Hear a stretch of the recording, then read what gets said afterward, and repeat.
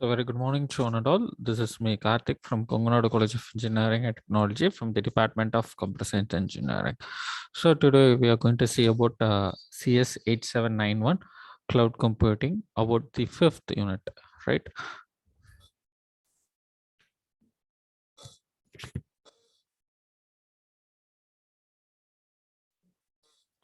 So in fifth unit, what we are going to see about is we are going to see about cloud technologies and its advancements. So in the first five units, we have seen about first four units.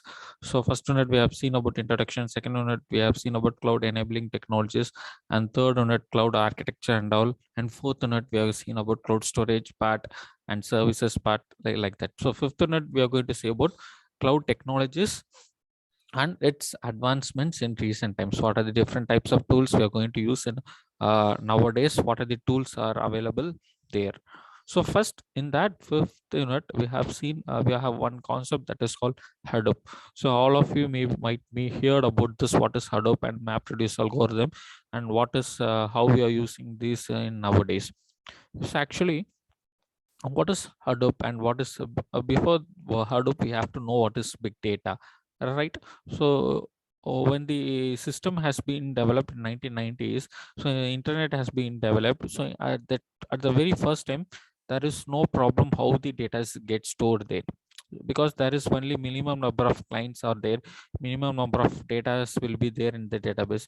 So once cloud computing, there are a lot of advancements in comes in internet, a lot of people's started to access the data which have we are in nowadays. If you want to have any data directly, you are going to Google, and if you are referring some data, so many of them are going for Google's for searching some informations. But how the data is get stored, what are the information so going to store in social medias, what are the what likes you have put, what comments you have put, all the informations are get stored somewhere. So these are not going to, we are not going to use the data, but anyhow it is going to store it somewhere. So how much data has been stored in Google database or any databases? So there arises a problem how these data is get processed and gets retrieved from the databases and to the user or seeing the data. So there comes a big data problem. Big data in the sense the data, normal data cannot be processed by traditional computing systems. What are the devices we are using that cannot be processed by a normal computer system? So which comes into a big data problem. For solving that big data problem, we need some additional concepts. We cannot depend upon normal Windows operating system and Windows file format systems. So we have to go for an additional concept, extra patterns, which has been stored in nowadays. So that kind of data is called Hadoop. So Hadoop, Apache Hadoop is an open source software framework used to develop data processing applications which are executed in a distributed computing environment. So applications built using Hadoop are run on large data sets distributed across clusters of commodity computers. So here it is clusters of commodity is important. Here we are not going to use a normal file system, that is distributed across clusters of commodity computers. So this is the key point here, uh, right?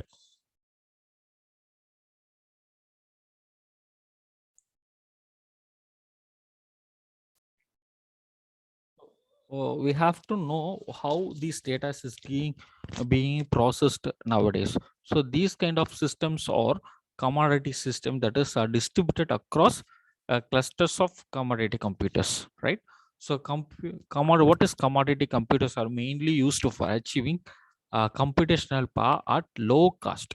So the data which has been stored in Hadoop environment are considered as large data sets, and these data sets are distributed across different commodity computers which are greater in computational power, and they are achieved at very low cost.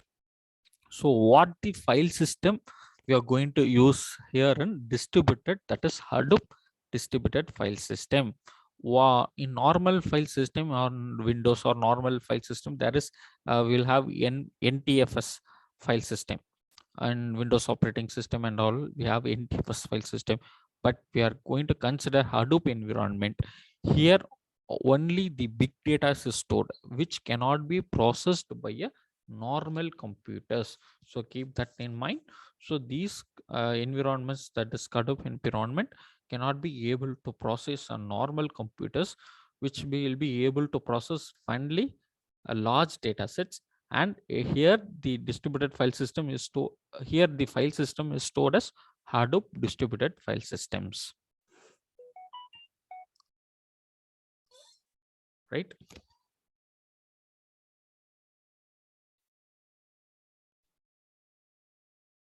So these kind of file systems is called Hadoop distributed file systems, right?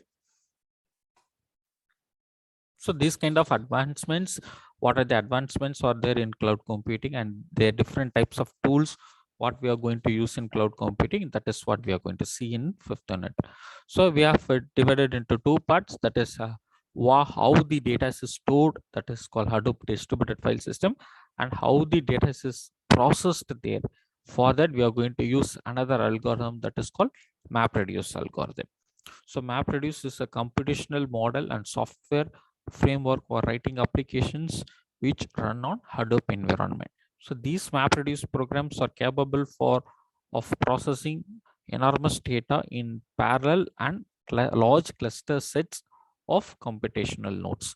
So these kind of sets we are going to have two types of data. That is for storing our data, we are going to use Hadoop distributed file systems. So normal file system we are not going to use.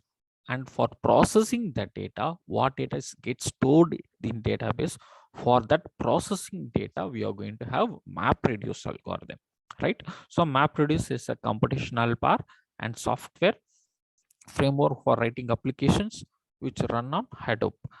Combinedly, these two are called as Hadoop environment, right? So first we are going to see about Hadoop distributed file system.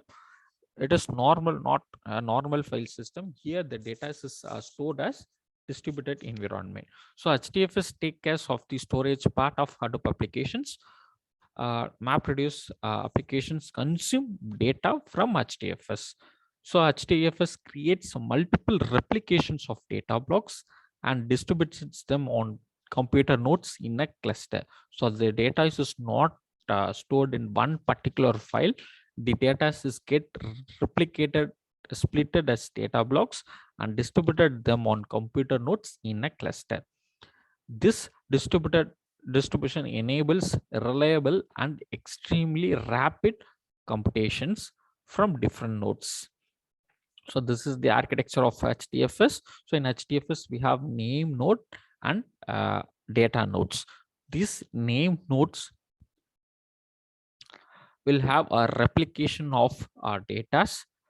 Generally, here it is divided into that replication will be consists of 3 copies of data, and we can, if you want to change that, we can change that. And data nodes, here we have two types of environments. So one is name node and data nodes.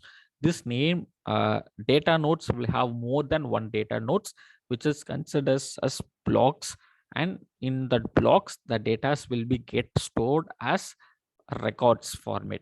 So this name node will consider, here we have two types of informations. One is name node, another one is a secondary node. So the name node will check where the space is allocated and space is free, and that particular data is stored in that data nodes. So example, I will tell you one example.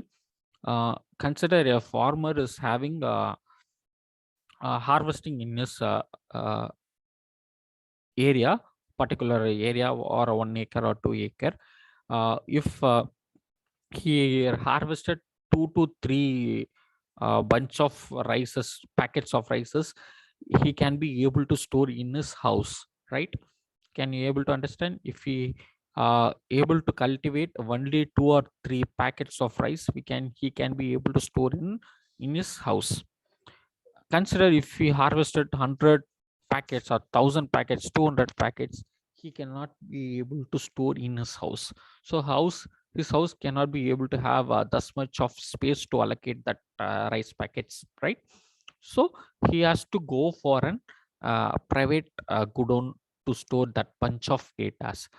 There, what they will do, there will be one supervisor, and that supervisor will allocate uh, empty spaces where is available, and he can store that thousands of rice packets in that particular place for a certain period of time. If you want to process that, if you want to sell that, you have to take somewhat from that process. You have to get permission from that supervisor. Same like here in HDFL's file system, a person who cannot be able to store large amount of data, he cannot depend upon this personal computer. So he have to go for HDFS, which allows you to store large number of data sets. You can store large number of data. So here the HDFL file system is divided into name nodes and data nodes. So name nodes is the supervisor here. As I said in that example, his name node is it consists of different data nodes, and data nodes will have blocks as empty one. If anyone wants to store the data in the data nodes, the name node will allocate this free space where the particular person or particular user can store his information in the data nodes. So the first the name node will allocate where the empty spaces are there. After that, the data nodes will store that data as a copy of informations. One copy of information will store in different copies. So if I'm storing one data, it will not be stored in one data nodes alone. It will be created as 3 replicas, and extra 2 nodes also, data nodes also will store that data. After taking that data, if you want to process the data, you have to take from the name nodes.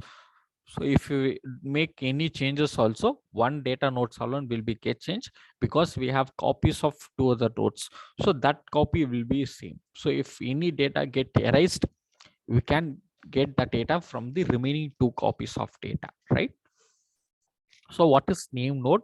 HDFS is considered here. This architecture will works like master and slave approach, right? HDFS cluster consists of master and slave architecture.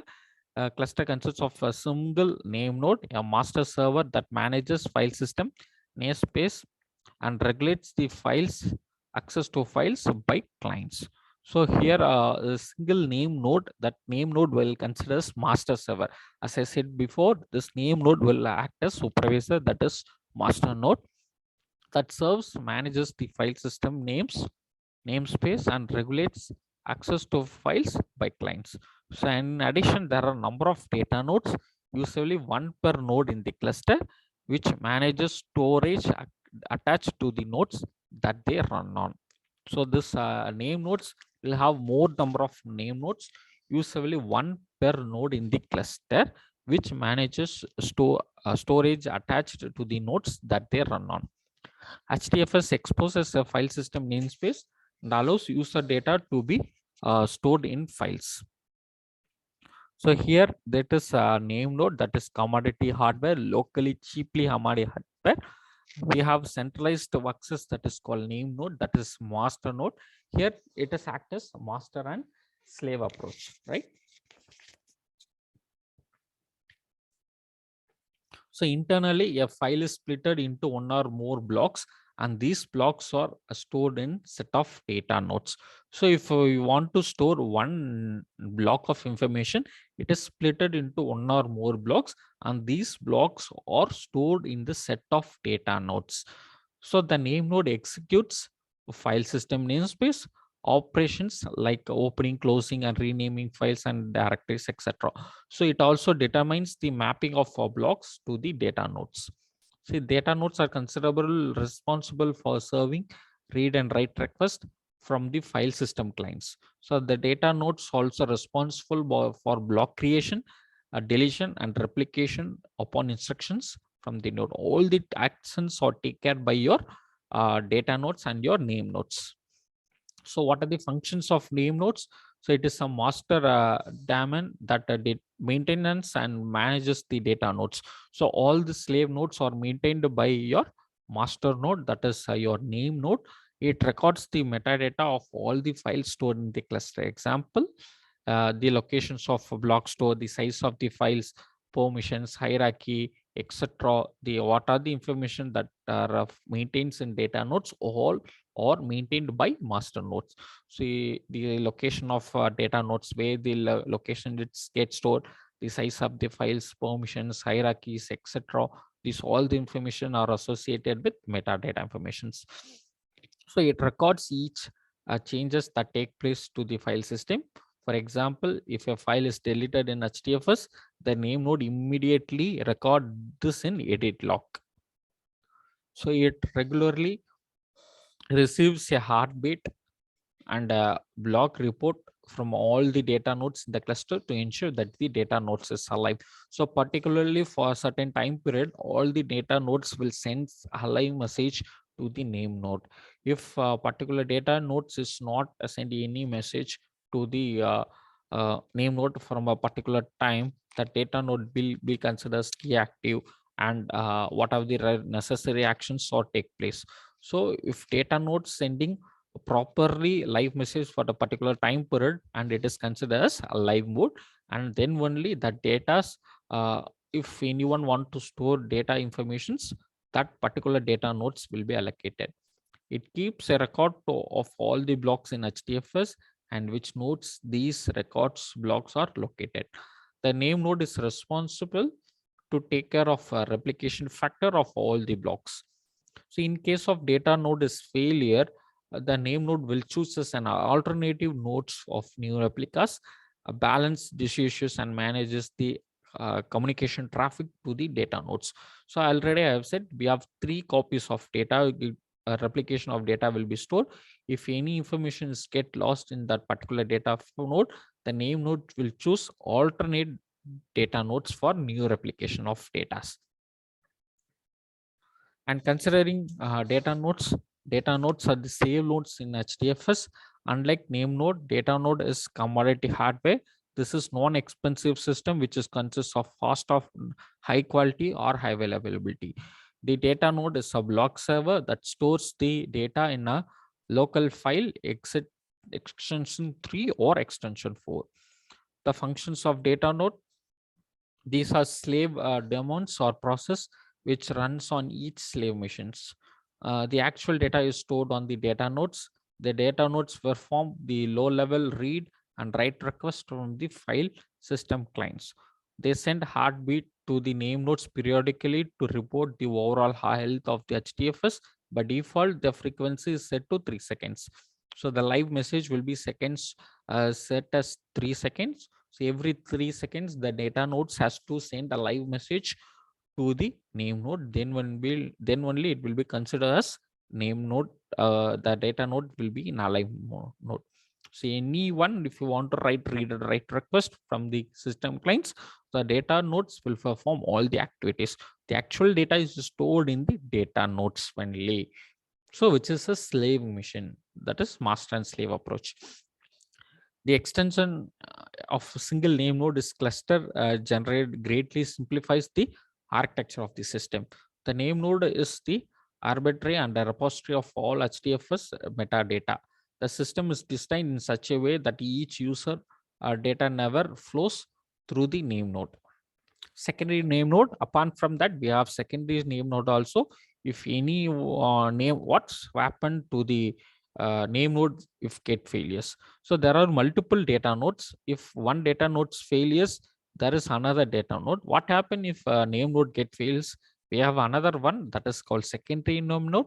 Apart from these two daemons, there is a third daemon or a process called secondary name node. The secondary name node works concurrently with the primary name node as a helper daemon, and don't be confused about the secondary node being a backup name node.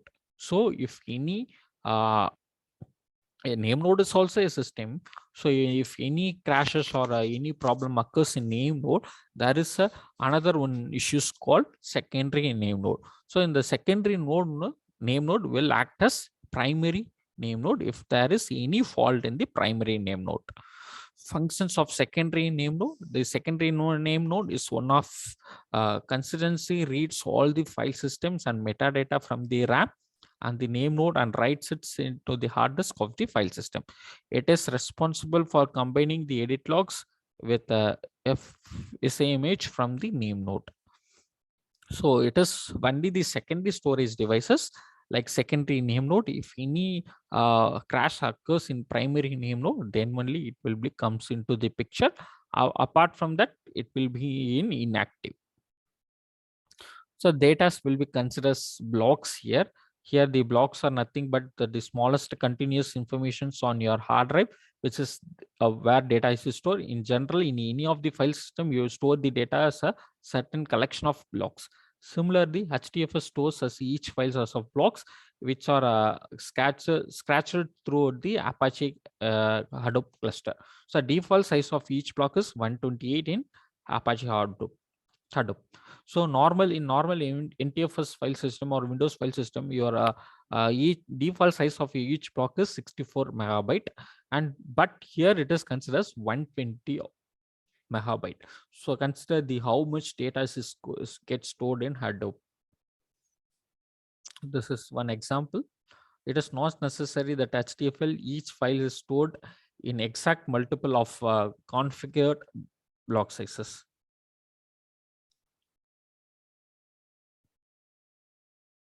Here, consider we have three name nodes, sorry, four data nodes, which is considered as blocks. Each block will takes 128 MB of data. If consider one block consists of 128 bit, how much of data we can store in HDFL file system, and in the empty spaces will be get used. Example, in normal file system, each default size of your block is 64. If you are storing 50 MB of data, and remaining 14 MB of data cannot be used by another files. But in HDFS, the biggest advantage is if any blocks is filled as half filled, we can use remaining half of the block to another file. So consider this one block is of 128 megabyte. If I can store only 60 MB of data, remaining 60 MB of data I can allocate to another files, which is not possible in normal file system. That is HDFS, Hadoop distributed file system of cheaper commodity hardware. In example itself, I told what is a cheap commodity hardware. That is the biggest advantage in HDFS. That is the working of HDFS. So block replication, how the data gets split in different data nodes. So for processing our data, we are going to use map reduce of data. So that is two parts in HDFS, Hadoop. One is HDFS file system and map reduce. So map reduce is for processing your data. So whatever the data you are taking from your input unit, that is taken as input, and it is splitted into different, we have three lines. It is splitted into three different parts, and we are going to have count for each word, what is the count, and it is shuffling and reduced, and final results we get how much of map count it is there. So example, why we have taken large amount of data. Consider this input as large bulk of data, large bulk of input, and that is splitted into, that is a key comma value pair as listed in key comma value pair, and it is mapped your value, and mapping value will be shuffled with another files of the information, and it is reduced, and final results will get. If you are taking 1 TB of data, at last we get only the final result, what output we get. So it will be considered to reduced what the user want. That data alone will be retrieved. So we will remove the some unwanted and some unwanted informations in the input data. So you will not get exactly what we have taken, and we will get exact match. So that is a map, that is map reduce, record reader, In Hadoop, how the data is get recorded and mapped, and types of map reduce. We have two types. So we are going to map and we are going to reduce the data, that is map reduce. Okay. So remaining. Okay, thank you.